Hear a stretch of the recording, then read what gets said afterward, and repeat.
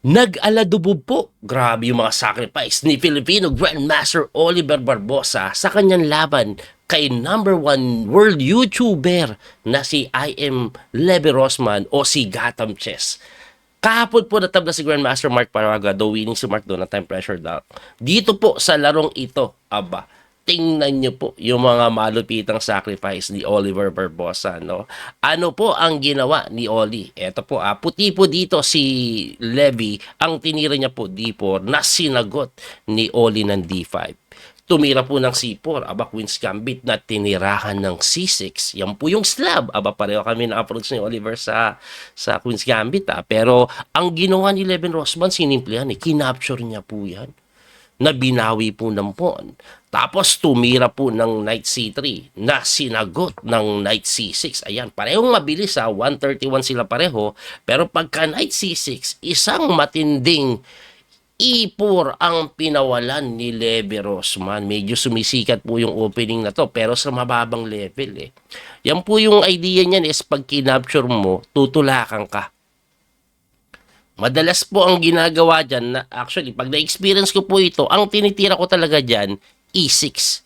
Minsan, Knight F6. Ayan, hindi ko talaga tinitiksan kasi madadali yung kabayo mo, gaganyanin ka eh. So, sa mga 2,000 level below, very effective po yan eh. Pag white ka, hindi alam ng black ang gagawin. Pero si Oliver Barbosa, ang ginawa niya po, is nag-knight F6 lang. Ayan, dinipensahan niya. Linya pa rin po yan. At ang kadalasan pong tinitira dyan, tinutulak talaga. Pero si Levy, hindi ko sure kung preparasyon pa ba niya ito. Siya po ay nag-F3 lang. Ayan, napaisip na ng matagal eh. Mukhang sabi niya siguro, mabilis kang tumira, Oli siguro tirahan kita ng F3 lang. So, hindi naman po yan novelty, may tumira na din yan. At pagka F3, kadalasan po dyan, ang ginagawa, kinakapture. Pero dito, tingnan nyo po yung oras ni Oliver Barbosa. Siya po ay may 1 hour and 30 at siya ay tumira ng isang matindihang E5 lang. Grabe.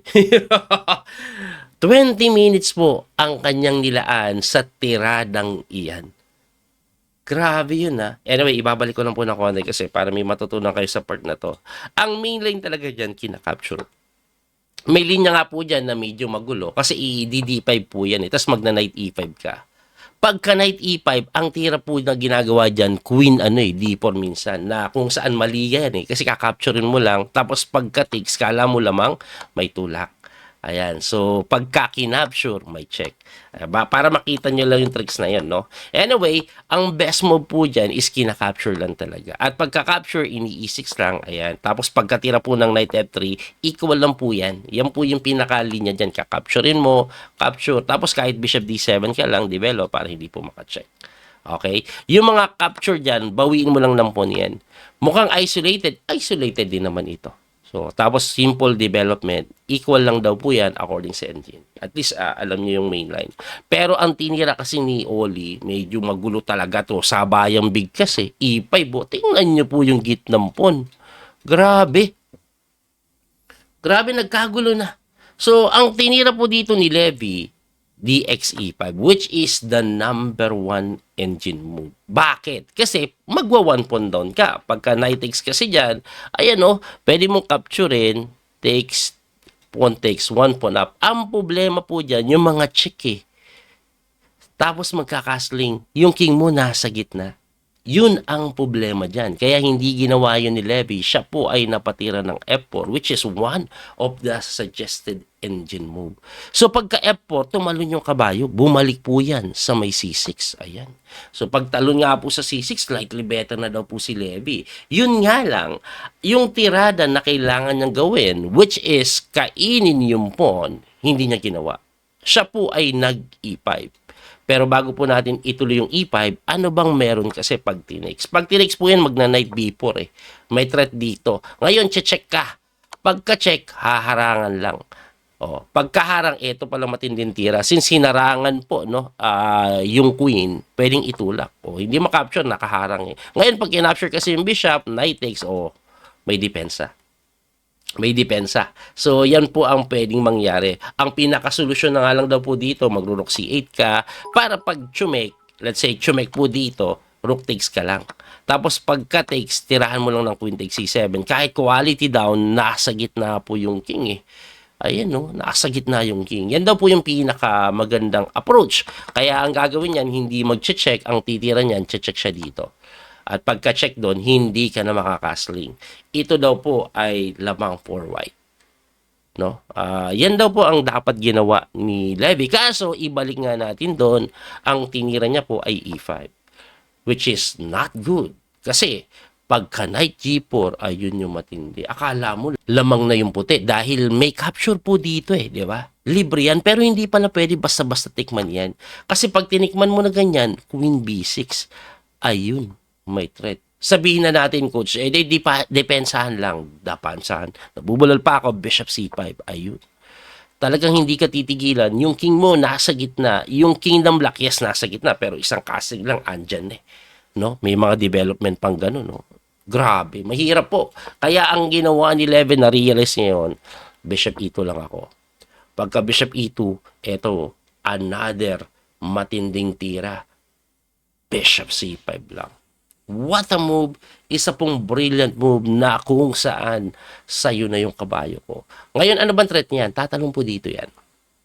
Yan po yung pinaka-threat. Kaya napilitan yan, Bishop takes G4, Queen H4, nag G3, Queen takes G4, at ito po ay lamang for the side of Oli. So, kinapture niya po yan, tinakes, and then nagtira lang ng knight takes D5 na mali.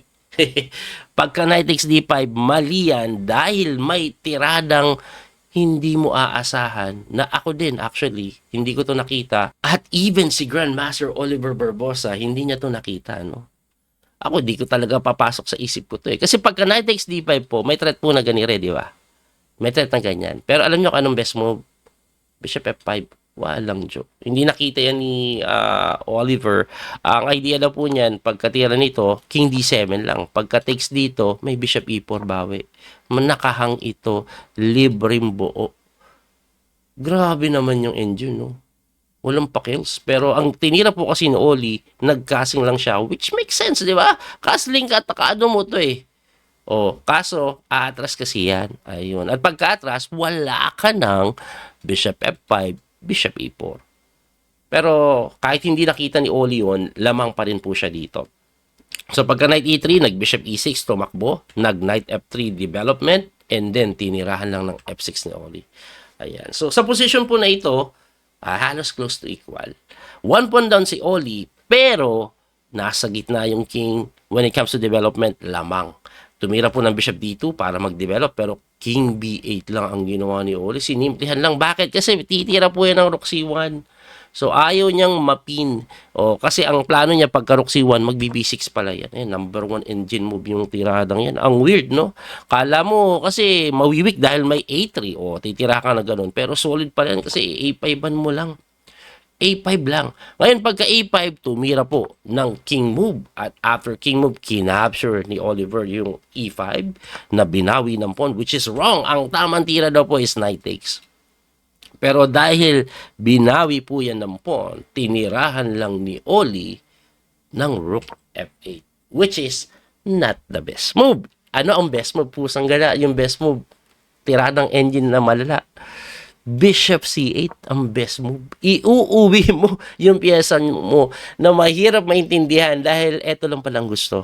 Anyway, usually kasi po, as a chess player, hindi mo iaatras ang piyesa mo. Kadalasan talaga activate as many pieces you can. Kaya nga pagkatira po niyan, ayan, activate na yan eh. So, may mga idea po yan. Pwede pong kumapture doon. Later, takes na naman, takes doon. May mga ganong idea yan eh. Pero ibang mag-isip talagang engine eh. Magugulat ka sa mga idea niya eh. Anyway, dito po, after rook sa F8, tumira si Gotham Chess ng rook F1. Double question mark. Na bakit double question mark yan? Normal lang naman. Kasi ang threat po ni Oli, kakainin niya yan eh. Pagka king takes kasi libre. Kaya dinipensahan niya ng tore. Pero double question mark pa rin. Bakit? Kasi kinapture pa rin. Kinapture pa rin. At hindi po siya matakes dahil may night check. Pagkagalaw mo ng king, capture dito, takes doon, libre. Ay walang Jono. Balik natin doon. Ayan, ipapakita ko lang po kung anong best move niya. Ang best move niya is B4. B4, oh. Ang idea po kasi ng B4, magbabalik ka na ng pawn. So, kakapture niya po yan, takes, and then titira po siya ng knight D4 daw pala. Capture, takes. Ayan, babawiin lang po yung pawn dito. Yan ang pinaka-idea. Ibalik mo na yung pawn mo. Wag mo na nang hawakan ng gusto yan. Actually, pwedeng depensa ng bishop C3 yan, pero bishop C8 lang daw ang gawin mo. Dahil pagka takes, ayan, tapos may ganun, or pwede ding gumanon, may ganun, grabe. Yan lang daw gagawin, equal lang daw. Anyway, normal lang naman kasi yung rook F1 eh, pero grabe pa yung sacrifice, no? Galing ni Barbie, nakita niya yan. Barbie po kasi tawag namin kay JM Oli. Barbs. Ayan, napilitan mag king takes, rook takes, at naparesign na si Gotham Chess. Bakit po siya nag-resign? 2 pieces for a rook lang naman. Ang tanong kasi dito, ano ang gagawin mong sunod? Example, no? Kasi malakas yung tore, ipalit natin na ganyan. Aba, magro-rook takes B2 lang yan. So, hindi niya ipapalit, no? Tapos may threat pang knight takes dito at yung king nasa gitna, baka mamati yan. So, let's say, depensahan natin na lang. Dumipensa tayo, rook D3 naman ang ititira. O, paano mo didepensahan yan? Siguro, magro-rook F1 ka. Ayan, depensado. Bishop D5 check. Saan ka pupunta? Angat ka para depensado pa rin. Rook D4 check.